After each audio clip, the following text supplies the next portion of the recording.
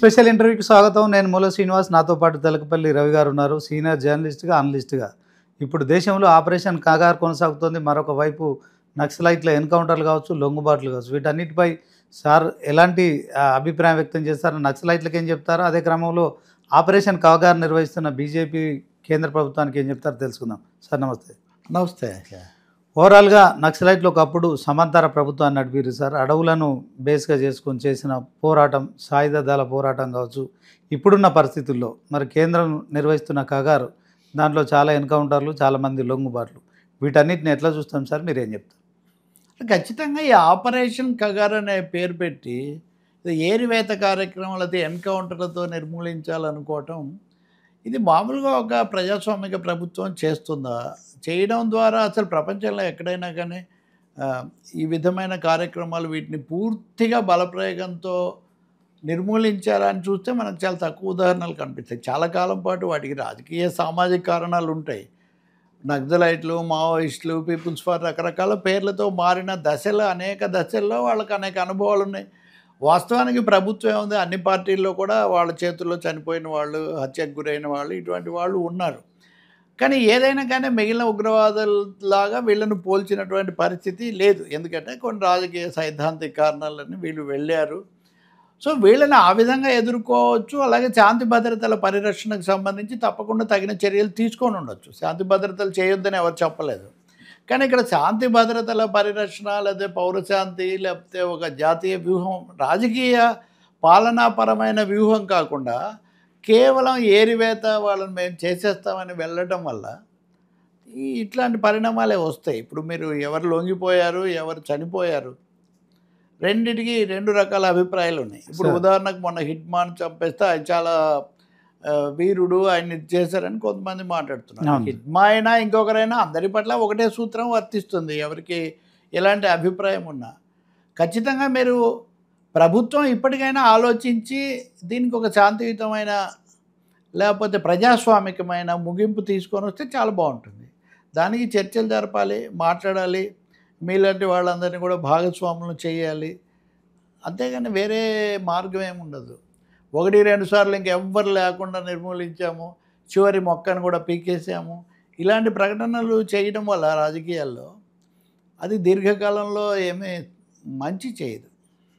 అంటే ఆపరేషన్ సింధూర్తో తీవ్రవాదాన్ని అణచిపెట్టే క్రమంలో, తీవ్రవాదంపై దాడి చేసే క్రమంలో దేశ ప్రజలంతా కేంద్ర ప్రభుత్వాన్ని స్వాగతించారు సార్. అదే క్రమంలో రాజకీయాల అతీతంగా పార్టీలు కూడా అన్నీ స్వాగతించాయి. దేశంలో ఉన్న ఏదైతే నక్సలైట్లు ఉన్నారో వీళ్ళని చర్చలకు పిలిచి, సో మీరేం చేయలేరు, ఏదైనా ఉంటే ప్రజలతో కలిసి పోరాటాలు చేయండి, ప్రజా సమస్యలు మా దృష్టికి తీసుకురావాలని చెప్పొచ్చు. కానీ అక్కడ జరగాల్సిన ఆపరేషన్ ఇక్కడ జరుగుతుందనే ప్రచారం కూడా జరుగుతుంది కదా సార్. దీన్ని ఎట్లా చూడొచ్చు? ఇప్పుడు ఆపరేషన్ సింధూర్ అనేది ఒక విదేశం మీద, అవును సార్, ఎప్పుడు కూడా ఒక శత్రు దేశంగా ఎప్పుడు యుద్ధాలు చేసుకునే దాని మీద ఇది జరిగింది సార్. రెండోది, మోదీ ప్రభుత్వం వచ్చిన తర్వాత పాకిస్తాన్ అనేది భారత రాజకీయాల్లో కూడా ఒక ప్రధాన అంశంగా తరచూ ప్రస్తావనకు వస్తుంది. పహల్గామ్ ఉగ్రవాద చర్య తర్వాత, హత్యాకాండ తర్వాత అందరిలో ఒక వ్యతిరేకత వచ్చింది. కానీ నిజానికి ఆపరేషన్ సింధూర్లో కూడా ఏం జరిగింది, ట్రంప్ చెప్తే ఆపేసామా, ఇలాంటి విషయాల్లో విపరీతమైన అస్పష్టత ఇప్పటికి కూడా ఉంది. నిన్న కూడా ఆయన చెప్తూ ఉన్నారు. ఆపరేషన్ సింధూర్లో సీజ్ ఫైర్ అనేది పాటించారు. అంటే అమెరికా జోక్యం ఒకటి వాళ్ళు చెప్పడం ఇట్లాంటివి కనిపిస్తున్నాయి. రెండు వైపులా కొన్ని నష్టాలు ఉన్నాయి. ఏదైనా పాకిస్తాన్కు పాఠం చెప్పాలి, ఈ పద్ధతి మంచిది కాదు అనే దాంట్లో ఎవరికి భిన్నాభిప్రాయం లేదు. ఆపరేషన్ కగార్ విషయానికి వస్తే ఇది అంతర్గత సమస్య. అంతర్గత సమస్యలు అది నాగా తిరుగుబాటు అయినా, అస్సాం సమస్య అయినా, ఇంకో చోట అనేక చోట్ల అనేక రకాల సమస్యలు. ఇప్పుడు ఇదేమో రాజకీయ కోణంలో వాళ్ళు వెళ్ళారు. ఒకటైతే నిజం కదా, ప్రజలు అనేవాళ్ళు భాగస్వాములుగా లేకుండా ఎప్పుడు దేశాల్లో విముక్తులు, విప్లవాలు రావు. ప్రపంచంలో ఎక్కడ రాలేదు.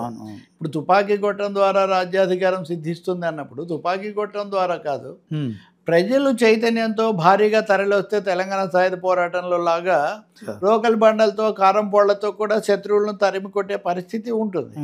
సో మావోయిస్టులు లేదా అంతకుముందు పీపుల్స్ వారు లేదా నక్సలైట్లు ఏ పేరుతో చెప్పినా కానీ అప్పటి నుంచి విమర్శ ఉంది.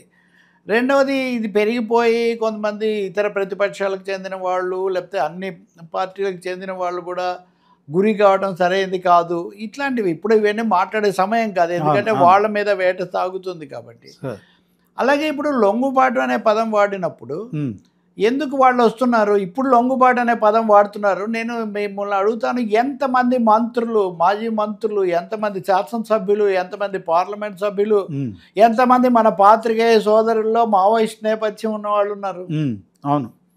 వీళ్ళందరూ గతంలో అడవుల్లోనో ఇంకో చోట గడిపి రకరకాలుగా జైళ్ళల్లో ఉండి పొద్దున కూడా ఎవరో కానీ ఇంటర్వ్యూ చేస్తున్నాడు, ఫలానా చోట మేము ఆ పత్రికల ఉద్యోగం ఇస్తే నేను చేరానని.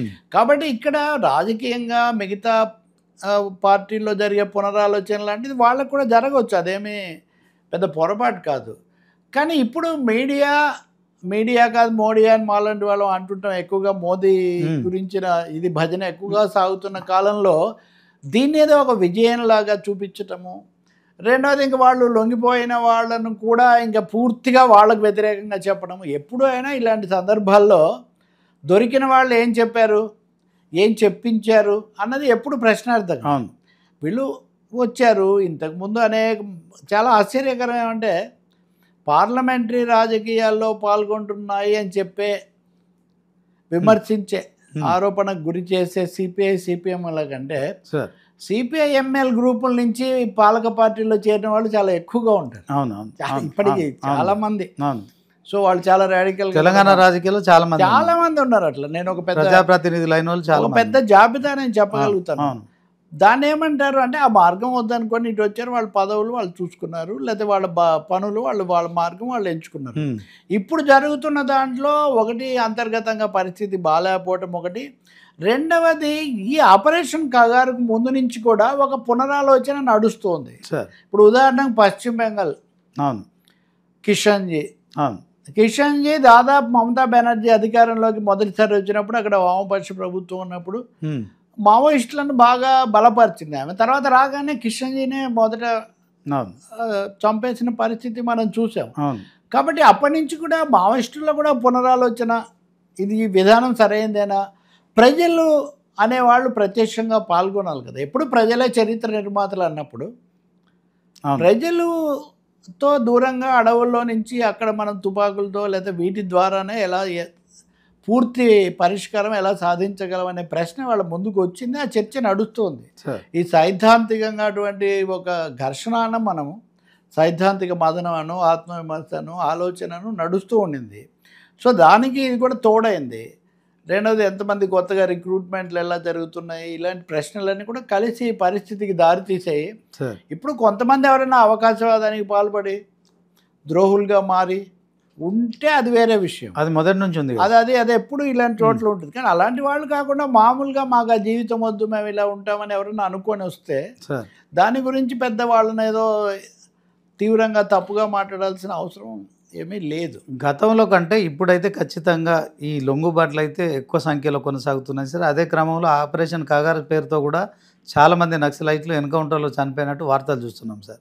సో ఈ అడవుల్లో ఉండి ఎలాగూ ప్రజల మద్దతు కొంత కోల్పోతున్నారు, అదే క్రమంలో ప్రభుత్వాల దగ్గర ఉన్న టెక్నాలజీ, సాంకేతికత కావచ్చు, తర్వాత ఎవ్రీథింగ్ కావచ్చు, ఇవాళ రేపు ఏం సార్ అంతా శాటిలైట్ నుంచి అనుసంధానం చేసే వ్యవస్థలో వీళ్ళ కమ్యూనికేషన్, వీళ్ళే ఖచ్చితంగా ఈ ఎన్కౌంటర్లకు సంబంధించి కమ్యూనికేషన్ వ్యవస్థ కూడా ప్రధాన కారణం. ఇలాంటి సమయంలో అడవుల్లో ఉండడం కంటే కేంద్ర ప్రభుత్వం పిలుపునిచ్చింది, రండి ఆయుధాలు విడిచి లొంగిపోండి అని చెప్తున్న నేపథ్యంలో నక్సలైట్లు లొంగిపోవచ్చు.